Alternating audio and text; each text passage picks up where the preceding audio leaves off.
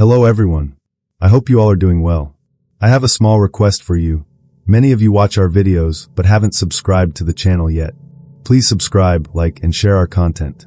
Your support really motivates us to keep creating more videos. Thank you. We moved into the house in April. It was a normal suburban home on a cul-de-sac with 6 other families. Brick front, 2-car garage, small backyard with a wooden fence. The kind of place where people left their bikes on the lawn and waved at each other in the mornings. My wife loved it. Our daughter was 3 at the time, and we thought it was perfect. The first thing I noticed was the lock on the basement door.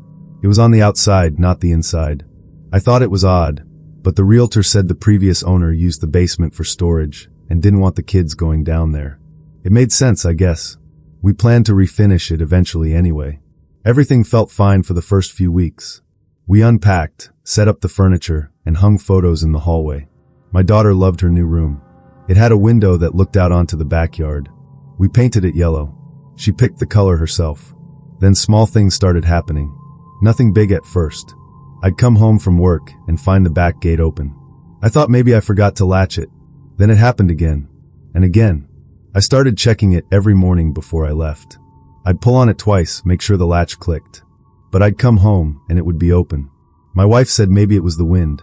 But the latch was the kind you had to lift, not just push. The wind couldn't do that. I found a shoe print in the garden bed under our daughter's window. Work boots. Size 11 or 12. I wear a 9. I told my wife about it and she got quiet.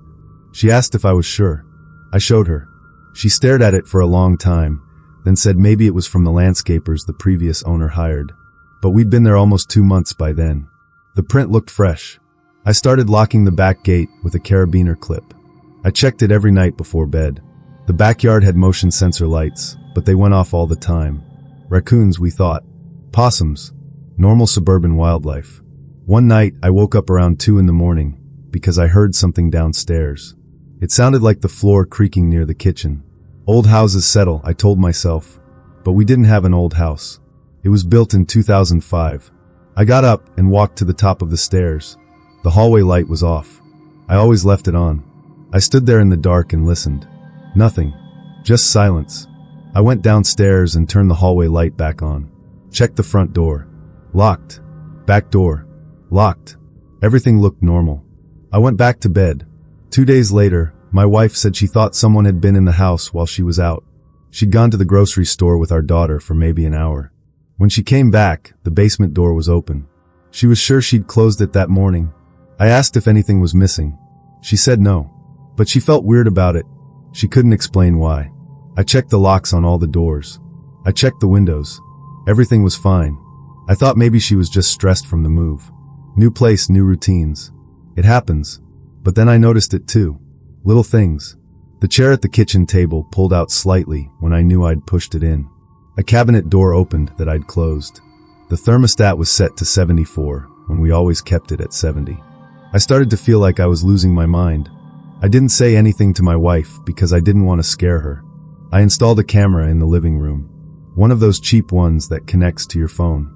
I didn't tell my wife. For 3 days, I just wanted to see if I was just as moving around the house, normal life. I felt stupid. I almost took it down. On the 4th day, I checked the footage from the afternoon. My wife and daughter had gone to her mother's house. I was at work. The house should have been empty. At 2:17 p.m., the basement door opened. A man stepped out. He was wearing jeans and a gray hoodie. He walked into the kitchen, opened the fridge, and drank from a carton of orange juice. Then he put it back. He stood there for a minute, just looking around. Then he walked into the living room. He stood in front of the camera. He looked right at it. He didn't smile. He didn't do anything.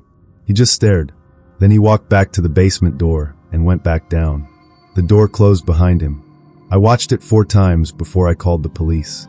My hands were shaking so badly I could barely hold the phone. I didn't go home.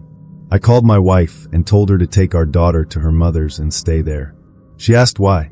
I told her I'd explain later. She heard something in my voice and didn't argue. The police met me at the house. I showed them the video. They went down to the basement with their guns drawn. I waited outside. I couldn't go in. I couldn't breathe right. They found him behind the water heater. There was a sleeping bag, a backpack, some food wrappers, and a plastic bin with a lid. Inside the bin were photos. Photos of my wife getting the mail. My daughter is playing in the backyard. Me pulling into the driveway. Some of them were taken through windows. Some were taken from inside the house. There were notebooks too. He'd been writing things down. What time did I leave for work? What time my wife took our daughter to preschool. What we watched on TV. What we ate for dinner. He wrote it all down like he was studying us. The police said his name was Aaron. He'd lived in the house before the previous owners.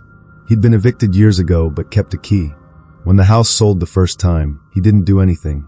But when we moved in, he started coming back. He'd wait until we left, then let himself in through the back door. He had a copy of that key too. He'd been living in our basement for almost 2 months. The lock on the outside of the basement door wasn't to keep kids out. It was installed by the owner before him, after they found evidence someone had been staying down there. But no one told us. It wasn't on any inspection report. No one thought it mattered. Aaron didn't resist. He didn't say anything. The police took him away and we pressed charges. Trespassing, stalking, breaking and entering. He pleaded guilty. He's in prison now, I think. I don't check anymore. We moved out 3 weeks later. Sold the house at a loss. My wife couldn't sleep there. Neither could I. Every sound was him. Every shadow. We couldn't stay. Our daughter still talks about the yellow room sometimes. She doesn't know what happened. We told her we just wanted a different house. She's 7 now.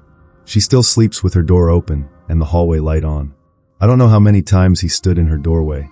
I don't know how many nights he was down there, right below us, listening. The police said he never went upstairs. But I don't believe that. I can't believe that. We rent now. I change the locks myself whenever we move. I check every closet, every basement, every corner. My wife doesn't ask why anymore. She just waits while I do it. Sometimes I wonder if he's out yet. Sometimes I wonder if he knows where we live now. I still have the video saved on my phone. I don't know why. I've never watched it again. But I can't delete it. I can't explain that either. I didn't piece it all together until after I'd already moved out. That's what makes it worse. I lived through it without knowing what was happening. I only understood it in reverse, once I had time and distance and access to things I shouldn't have ignored. I moved into the apartment in January. 4th floor. Small building. 8 units total. It was a 1-bedroom with a narrow kitchen and a bathroom that smelled like mildew no matter how much I cleaned. The rent was cheap. The landlord was barely around. I worked nights, so I didn't care about the noise. But I started noticing things. Small things that didn't make sense. I'd come home after my shift and find the chain lock undone. I always used it. I was sure I did. But I'd open the door and it would be hanging loose. I found a cup in the sink I didn't recognize. Red plastic. I didn't own any red cups. I thought maybe I'd bought it and forgotten. I threw it away. My bathroom smelled like cigarettes once. I didn't smoke. None of my friends smoked. I opened the window and sprayed air freshener and told myself it came through the vents.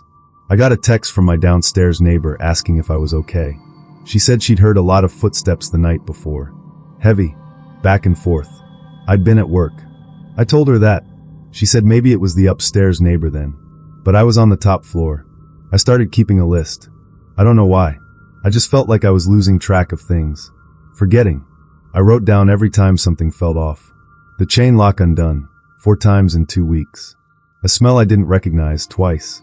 Items moved 3 times. A book I'd left on the coffee table was on the kitchen counter.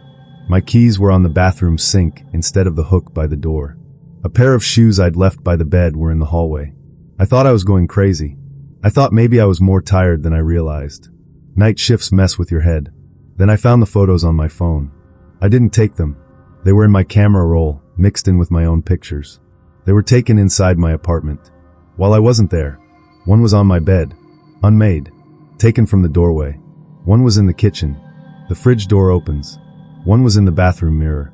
You could see the reflection of whoever took it. A man. Blurry. I didn't recognize him. I felt sick. I scrolled through my photos and found more. 8 total.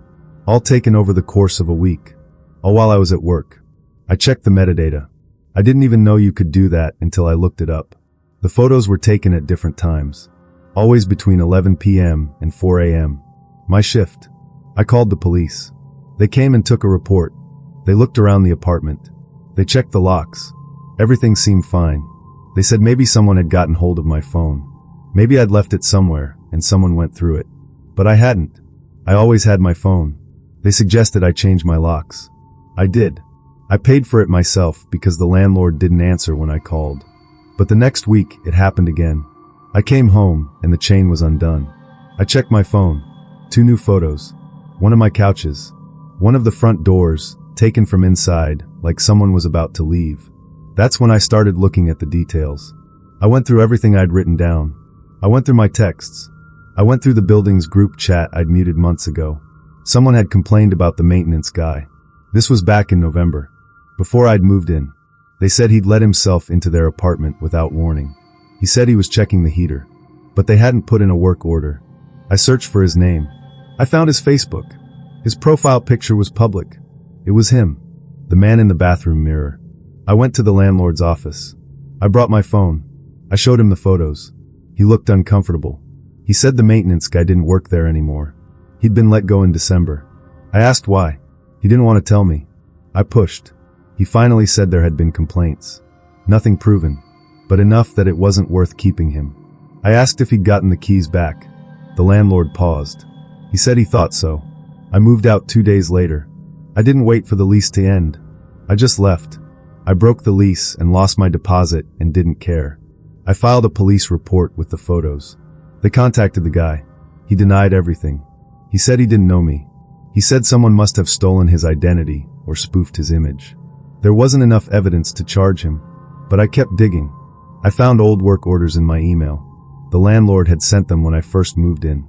There were 2 repairs done in my apartment before I'd signed the lease. Both were signed off by the same guy. He'd been inside my apartment before I ever lived there. He knew the layout. He knew where everything was. I requested footage from the building's hallway camera. The landlord said it didn't record. It was just for show. But my neighbor had a Ring camera. She didn't point it at the hallway, but it caught part of it. She sent me the footage. I went through hours of it. I found him. Twice.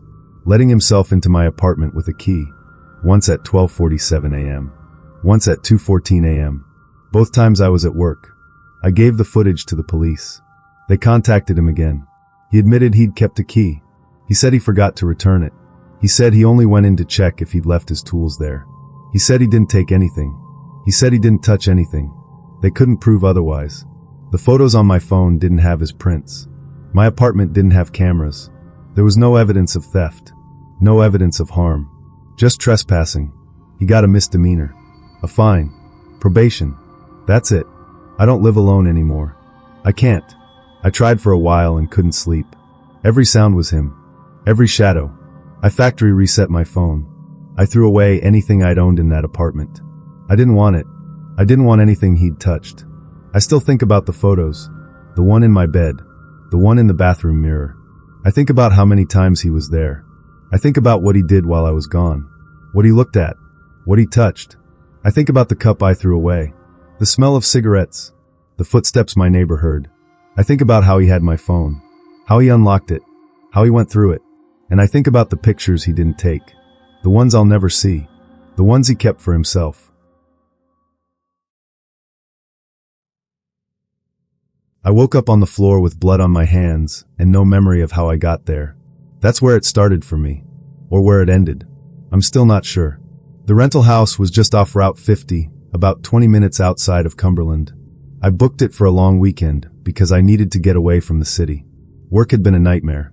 My lease was ending. I just needed quiet. The listing said it was a 2-bedroom cottage with a fireplace and a wraparound porch. Private. Peaceful. Perfect. I arrived late on a Friday. The owner left the key in a lockbox by the front door. The code was in the confirmation email. I let myself in, dropped my bag on the couch, and looked around. It was smaller than the photos, but clean enough. Wooden floors, old furniture, a kitchen that smelled like pine sol. The kind of place that gets rented out every weekend to people passing through. I didn't notice anything strange that first night. I made some food, sat on the porch, and watched the sun go down. There were no other houses nearby. Just trees and the sound of cars on the distant highway. I went to bed early. That's the last normal memory I have. When I woke up, I was on the living room floor. It was still dark outside. My head was pounding, and my mouth tasted like metal. My hands were sticky. I turned on the light and saw the blood. Not a lot, just smears on my palms and fingers. I checked myself. No cuts. No injuries. It wasn't mine. I stood up too fast and almost fell. My legs felt weak. There was a glass on the floor next to the couch, tipped over. Water pooled on the wood. I didn't remember drinking anything. I went to the bathroom and washed my hands. The blood came off easily. I stared at myself in the mirror. I looked wrong. Pale. My pupils were huge. I splashed water on my face and tried to think. I checked my phone. It was 4:36 a.m. I went to bed around 11. I had no messages. No calls. Nothing. I went back to the living room and looked around. Everything seemed normal except for the glass. And the blood. And the fact that I couldn't remember anything after lying down. I checked the doors. Both locked from the inside. The windows were shut. My bag was still on the couch where I'd left it. My wallet, my keys, my phone. Everything was there. I sat down and tried to piece it together. Maybe I'd had a nosebleed. Maybe I'd sleepwalked. But I'd never sleepwalked in my life. And I didn't feel like I'd just woken up. I felt like I'd been dragged out of something heavy and wrong. I didn't go back to sleep. I made coffee and sat at the kitchen table and waited for the sun to come up. When it finally did, I felt a little better. Daylight makes things make sense. I convinced myself it was nothing. Stress. Exhaustion. Maybe I'd taken Benadryl and forgotten. I did that sometimes. I decided to leave early. I didn't want to stay another night. I started packing my stuff, and that's when I found it. A pillowcase on the floor behind the couch. It wasn't mine. It was covered in something dark. I picked it up and the smell hit me. Copper. Blood. I dropped it. My heart started slamming. I backed away and stood there staring at it. I called the owner. It rang 4 times and went to voicemail. I didn't leave a message. I tried again. No answer. I went outside. The air helped. I walked around the property, trying to think. That's when I saw the car. It was parked behind the house, tucked close to the tree line. I hadn't seen it the night before because I'd come in from the front. It was a sedan. Dark blue. Covered in dirt and pollen, like it had been sitting there for a while. I walked up to it. The doors were locked. I looked through the window. There was a jacket on the passenger seat. A coffee cup in the holder. A phone charging cable plugged into the dash. I went back inside and called the police. I didn't know what else to do. They came about 40 minutes later. 2 officers. I told them everything. Waking up on the floor. The blood. The pillowcase. The car. They searched the house. They searched the car. They took the pillowcase. They asked me a lot of questions. The car was registered to a woman named Diane Colton. She'd rented the house 2 weeks before me. She was supposed to check out on a Sunday, but the owner never heard from her. He assumed she'd just left early. People did that sometimes. He didn't follow up. He cleaned the place himself and posted it again. They found Diane 4 days later. She was in the woods about a half-mile from the house. She'd been strangled. The pillowcase I found matched the ones in the rental. They think she was killed inside the house and then moved. The owner was arrested. Not for murder. For lying to the police and tampering with evidence. He'd known something was wrong. A neighbor had seen someone dragging something heavy out of the house that Sunday night. The owner was contacted. He didn't report it. He cleaned the blood out of the living room himself. He wiped everything down. He thought if he just erased it, no one would know. He needed the rental income. He didn't want trouble. But he didn't find all of it. He missed the pillowcase behind the couch. And he didn't know I'd be the one to find it. The police asked me if I remembered anything else. I said no. But I lied. I did remember something. It came back to me in pieces in the middle of the night. Not on the floor. In bed. And I remembered someone standing in the doorway. A shape. Tall. Holding something. I thought it was a dream. I tried to move and couldn't. My body wouldn't respond. I thought it was sleep paralysis. I'd had it before. But now I don't think I was paralyzed. I think I was drugged. The glass on the floor. The water I didn't remember drinking. I think someone put something in it. I think someone was in the house with me that night. I think they were still there when I went to bed. The police said the owner didn't match any physical evidence at the crime scene. They don't think he killed Diane. They think someone else did. Someone who had access to the house. Someone who knew the code to the lockbox. Someone who might have still had a key. They never found him. The case is still open. I think about it a lot. I think about how I woke up with her blood on my hands. I think about the shape in the doorway. I think about what he was holding. I think about what he did to her in that house and how close I came to being next. I don't rent places like that anymore. I don't stay anywhere alone. I don't drink anything I didn't pour myself. I sleep with my door locked and a chair under the handle. I still don't know what happened during those missing hours. I don't know if I'll ever know, but I know I wasn't alone. I know someone was watching me sleep. I know he could have done anything, and I know he let me live. I don't know why. That's the part that keeps me up at night. Not what he did, but why didn't he? I moved into the house on Prospect Street in late September, right before the leaves started to turn. It was an old two-story with narrow windows and a front porch that sagged a little on one side. The landlord said it had been in his family for decades. He rented out the top floor to college students mostly. I was starting grad school. It was cheap and close to campus. I didn't ask a lot of questions. The layout was strange. The stairs from the first floor to the second were steep and loud. Every step creaked. My bedroom was at the front of the house. The bathroom was down the hall. There was a second bedroom I used for storage and a small kitchen I barely touched. I ate out most nights. The neighbors were quiet. Older couples. Retirees. The kind of street where people went to bed early and didn't make much noise. I liked that. I needed quiet to study. But I started hearing footsteps downstairs at night. Slow. Deliberate. Like someone pacing. The landlord lived 3 towns over and didn't keep anything stored down there, so I figured it was the house settling or something in the walls. Old houses do that. I didn't think much of it. What I didn't know was that the landlord had started noticing things too. He'd stop by during the day sometimes to check the water heater or fiddle with the thermostat. He'd let himself in with his key. He didn't always tell me he was coming. One time he came by and found the basement door open. He always kept it locked. He didn't say anything to me about it. He just locked it again and left.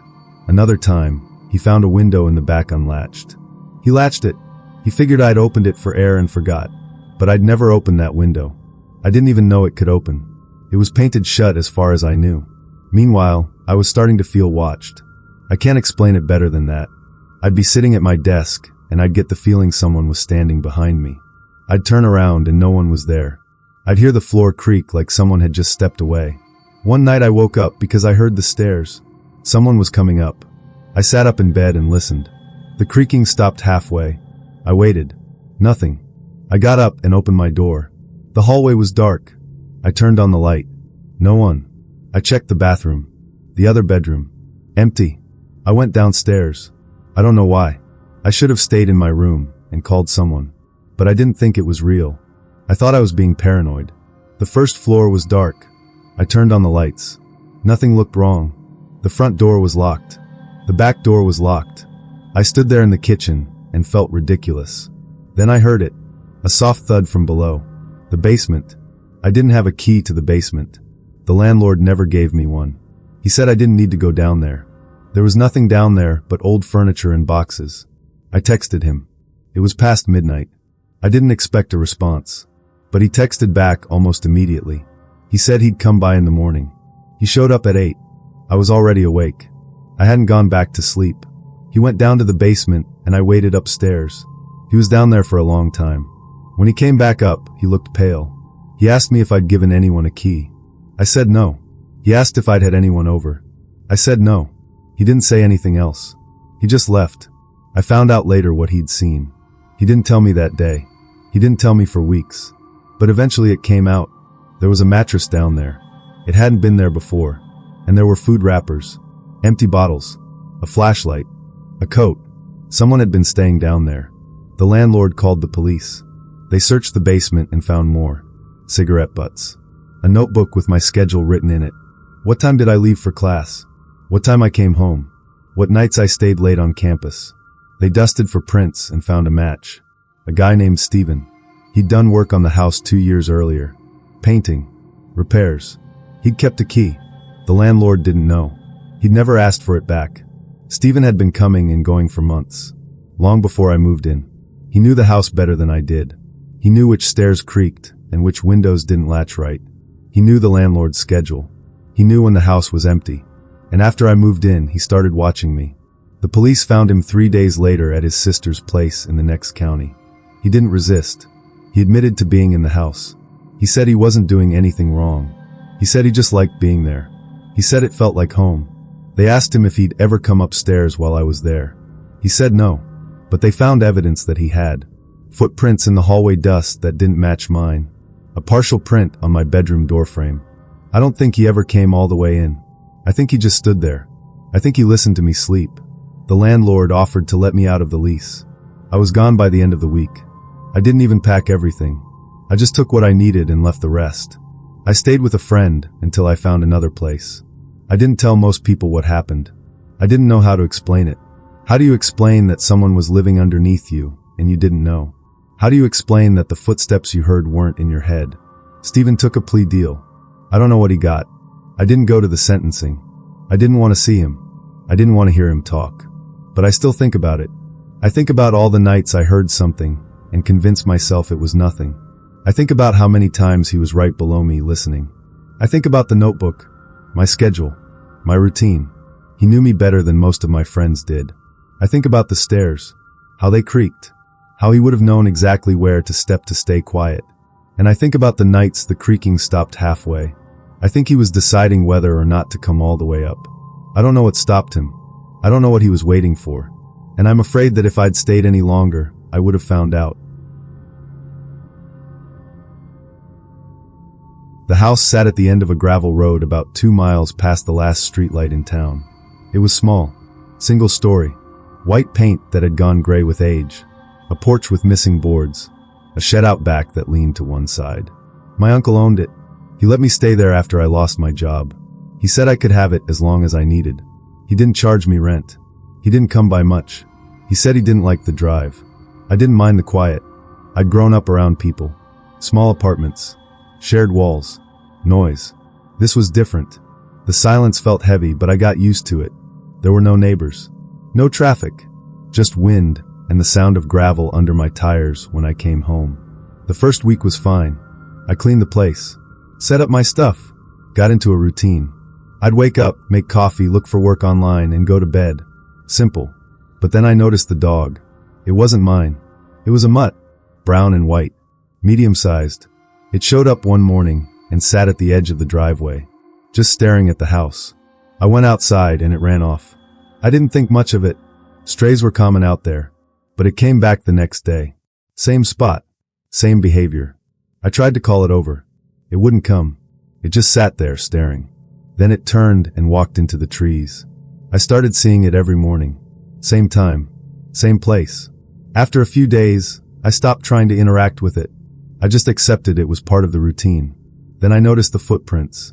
They were in the dirt near the back door. Boot prints. Large. I didn't own boots like that.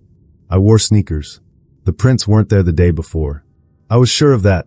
I looked around the property. I didn't see anyone. No cars. No sounds. I went back inside and locked the back door. I hadn't been locking it before. There was nothing to steal. No reason to worry. But I locked it that night. The next morning, the prints were gone.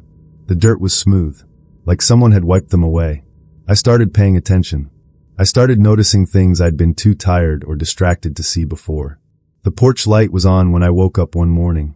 I never turned it on. I didn't use it. I checked the switch inside. It was flipped up. I turned it off. The shed door was open one afternoon. I hadn't opened it. I didn't even have a key for it. I walked over and looked inside. Tools. Old paint cans. A folding chair. Nothing unusual. I pulled the door shut. It didn't latch right. The wood was warped. I found a cigarette, but near the side of the house. I didn't smoke. No one had visited. I picked it up and threw it away. I started feeling uncomfortable in the house. Not scared. Not yet. Just uncomfortable. Like something was slightly wrong, and I couldn't identify what. I'd be sitting at the kitchen table and feel like someone was looking in through the window. I'd check. No one there. Just trees and empty land. I'd hear gravel shift outside at night. Soft. Like someone stepping carefully. I'd look out. Nothing. The dog stopped coming. I don't know when exactly. I just realized one morning that I hadn't seen it in a few days. Maybe a week. I hadn't thought about it, but once I noticed, it bothered me. I started locking all the doors. I started closing all the curtains. I kept the porch light off. I didn't want anyone to know I was there, but I already knew someone did. I found a water bottle on the porch one morning. Not mine. It was half full. Still cold. I hadn't heard anyone come by. I hadn't heard of a car, but someone had been there. I called my uncle. I I asked if he'd stopped by. He said no. He asked if something was wrong. I didn't know how to explain it. I said I thought someone had been on the property. He said it was probably hunters. People cut through sometimes. He said not to worry about it. But I did worry.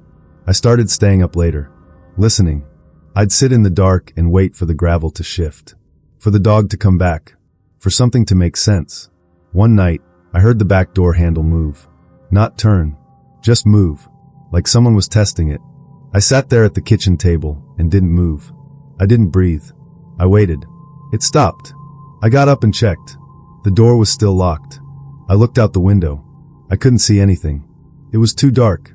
I didn't sleep that night. The next day, I found the chair from the shed sitting on the porch. I hadn't moved it. I hadn't been in the shed. But there it was, unfolded, facing the front door. I put it back. I dragged it across the gravel and shoved it inside the shed. I pulled the door shut as hard as I could. It still didn't latch. 2 days later, the chair was back. Same spot. Same position. I didn't touch it that time. I left it there. I didn't know what else to do. I started sleeping with a knife on the nightstand. I started checking the locks 10 times before bed. I started parking my car facing the road, so I could leave fast if I needed to. But I didn't leave. I don't know why. I should have. I knew something was wrong. I knew someone was coming onto the property. I knew they were watching. But I stayed. Maybe because I didn't have anywhere else to go. Maybe because I didn't want to believe it was real. I stopped looking outside. I stopped checking the locks. I just existed in the house and tried not to think about it. The dog came back. I saw it one morning through the kitchen window. Same spot. Same stare. But this time it didn't run. It just sat there. I watched it for a long time. It didn't move. Then it turned its head, like it was looking at something behind it, something in the trees. I didn't go outside. I moved out a week later. I didn't tell my uncle why. I just said it wasn't working out. He didn't ask questions. He said he'd find someone else to stay there. I don't know if he ever did. I drove past it once, a few months later. The chair was still on the porch.